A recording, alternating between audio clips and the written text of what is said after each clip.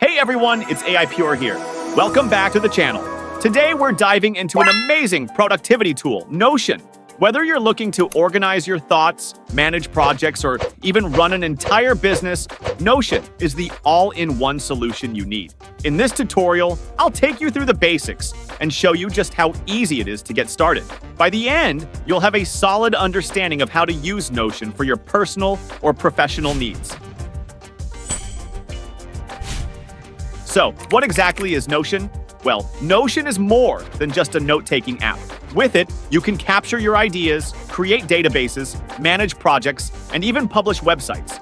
It's versatile, highly customizable, and can be used across multiple devices. Let's start with the basics. If you haven't already, head over to Notion's website and download the app. You can also use Notion directly in your browser. Once you're logged in, you'll land on your Notion homepage. It might look empty now, but trust me, this is where the magic happens. Now that you're in, let's create your first page. Pages are the building blocks of Notion. To create one, simply click on the plus new page button on the left sidebar. You can name your page anything you want. Let's go with my first project. In Notion, everything is a block. Blocks are like Lego pieces. They let you build whatever you need. Text, images, to-do lists, headers. Everything you create in Notion is done through blocks.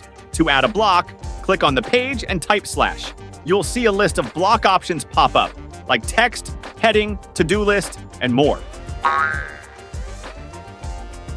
One of the most powerful features of Notion is its databases. You can use them to track tasks, create a content calendar, or even manage complex projects. To create a database, start by typing /database and pick the layout you prefer: table, board, calendar, or list. Notion isn't just for personal use. You can easily collaborate with your team. To invite someone to your page, click on Share in the top right corner and add their email. From there, you can both edit the page in real time, leave comments, and tag each other in tasks.